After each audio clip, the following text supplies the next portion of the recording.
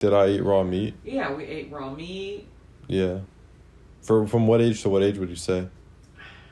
Like, guess. Well, I stopped breastfeeding you at the almost age 2 and started you right on raw milk. Yeah. At that time. Nice. And I never stopped your raw milk. Nice. Do you think that's part of why I'm tall? Because you remember how much taller I was in elementary school than other people? It wasn't even It wasn't even close. Yeah. Like, I think you reached your fulfilled height. Yeah. And if you hadn't had nutrition, you would have been shorter. Then maybe everyone else didn't hit their programmed height. Because it was like... Yeah. When I was in elementary school, everybody was short. I was looking a foot down. I could see the top of everyone's head. I know. But because I'm trying to figure out... Because I'm trying to be accurate with people on my channel. Yeah. That I'm like, I did grow up eating this stuff. Like, you gave me high meat as a kid, right? Yeah. And you don't know how long, though? I don't. But I was drinking. You were having a lot of health problems like constipation and just with all that GI stuff, which is all related to the EDS. So I went from breast milk, which is obviously raw milk, then I went straight onto raw milk. And how long do you think I ate the raw milk? I drank the raw milk for consistently. Like, we were having farm pickups when I was like 10 still. Oh, yeah. Well, when Grandma got sick and I couldn't do it here anymore. Let's see, you were 8 when we moved here. So I for sure had the raw milk the first 8 years. Oh, yeah. So did his advice help you with your issue? Whatever issue you were having? I don't know. I don't know. I was just trying to do the healthy thing. Oh, so you didn't actually have a health issue. I don't think I had a problem at that time. Yeah. Interesting. So how do you find out about him? Through Dan. I joined the Weston Price Foundation, which is still out there. They still have meetings. So Dan knows about him. Oh, yeah. Dan He doesn't really follow him? He did some stuff, but... I wonder how they met. Just through Weston Price. I went to the national meetings. I went to California with Joan. Wow. We went to the 2000... maybe 7 or 8. No, maybe it was 2008. Joan and I flew to San Francisco and went to the 3-day. So what made you even interested in that, though, you know? Because when the raw milks changed your diarrhea and constipation and you started sleeping and you were happy and you were smiling. Yeah. I was like, oh my gosh. And I was definitely a smart kid. Like, I would say, like, I was ahead in math and... Yeah. So the raw milk fixed those issues for me as a kid. Yeah. Yeah, no, it's really good. I'm just I'm confused. Correct me if I'm wrong. I remember this. I don't know if this is true. Did someone tell you at a hospital about raw milk or something? No, I was at the YMCA Stroller Moms group. And I was looking for fellowship with other ladies that had babies. And I was talking, and I was like, yeah, my baby's colicky, he cries a lot, his stomach hurts, he arches his back and screams. And we're both having all these problems. He doesn't sleep through the night. And then Anne, who had Nathan, she came around. She goes, all you need to do is try raw milk. And I said, what? And I zoomed up next to her, and I was like, tell me about it, tell me about it, tell me about it. Wow. And so for like 20 minutes, we did laps, and she just told me, and this, and enzymes, and probiotics, and and this is what happens in pasteurization, and this is what they do in homogenate. And she just... And what year was this? Like 2007? Yeah. And how'd she know all that? You were like, I don't know, but she said, come down to my house and I'll give you a gallon of raw milk. And I'm like, are you kidding? I'm going down. So I called your dad and I said, wow, how do you feel about me going down and getting a gallon of raw milk and trying? Dad was like, if you think it will help, do it. Wow. And I said, okay, I'm going to Sailor Park. And I picked it up. And I remember bringing it home and I was like almost shaking. I was so afraid to try it. Wow. So then Dad and I agreed that I would do it first. I would drink a glass and see what happened. Yeah. and like nothing bad happened. Yeah, everyone was still scared of raw food. Oh yeah. And so then after I did it like a couple days or something, then I gave some to you, and after that first glass, you fell asleep. You slept all night.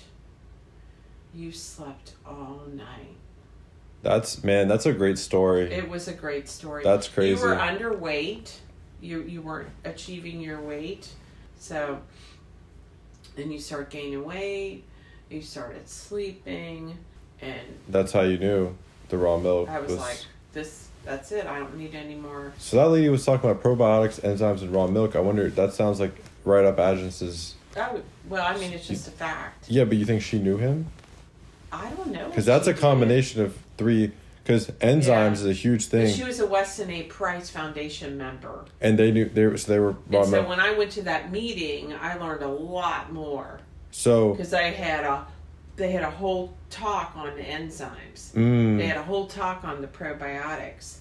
They had the fabulous ferment guy there who was making the kraut and the kimchi and all that. You could learn how to do all that at the meeting.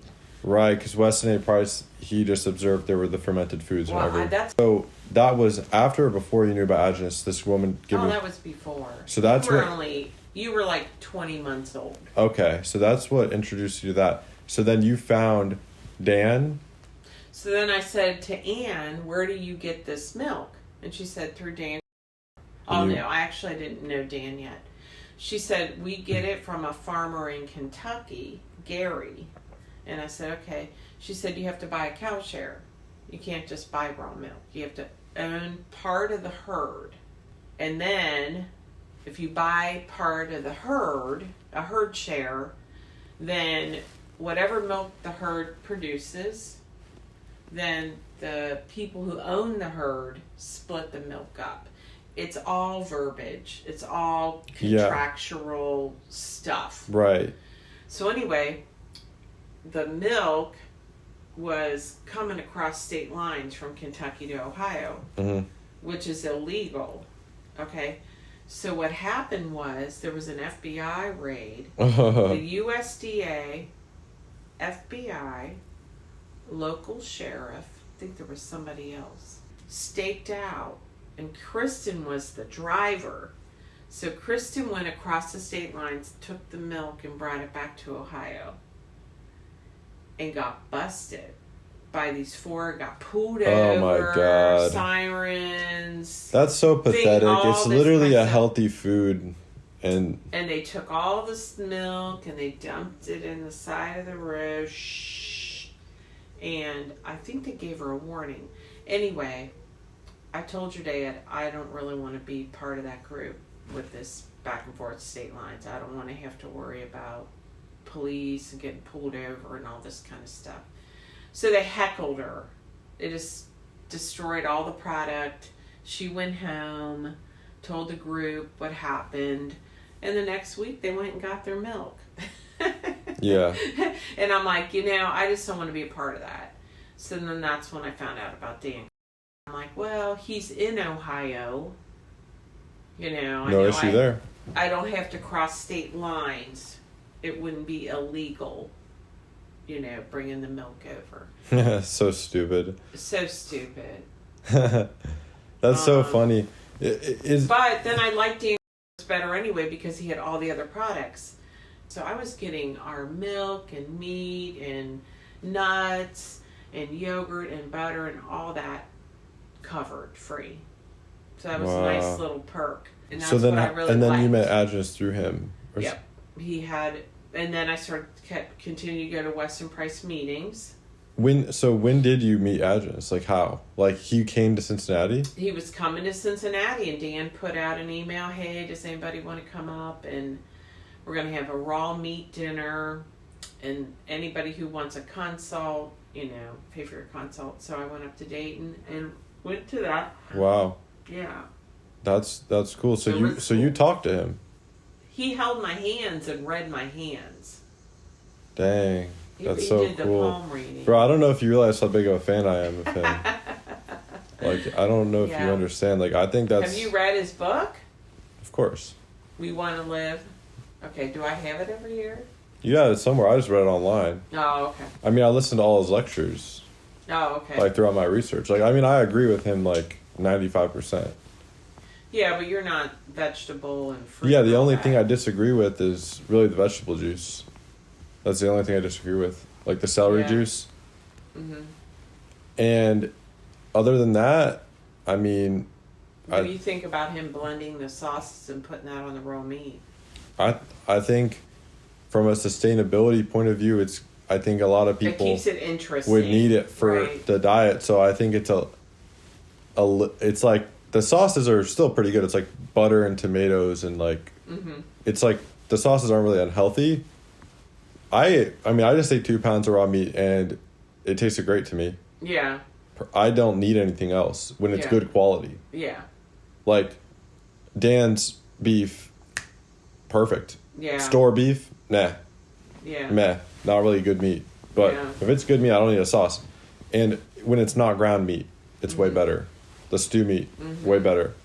But yeah, no, I just am very interested. So he read your hands. Mm-hmm. Did he And read your did iris? Iridology. Yeah, he read my irises. It- And he told me I was a smoker. I had a history of smoking. Wow, and you were. Yeah. And Wow. he told me what I had to do was consume green tobacco leaves. So like I did everything else that he wanted me to do except for that. Did he have any reasoning for that? Something like you need tobacco to get tobacco out or something like that. But not smoke it. no. Just, Chew it and I don't know. I can't remember if I was supposed to chew it and spit it out. but you did everything else he said? Yeah. What else? Do you know anything else he said to you?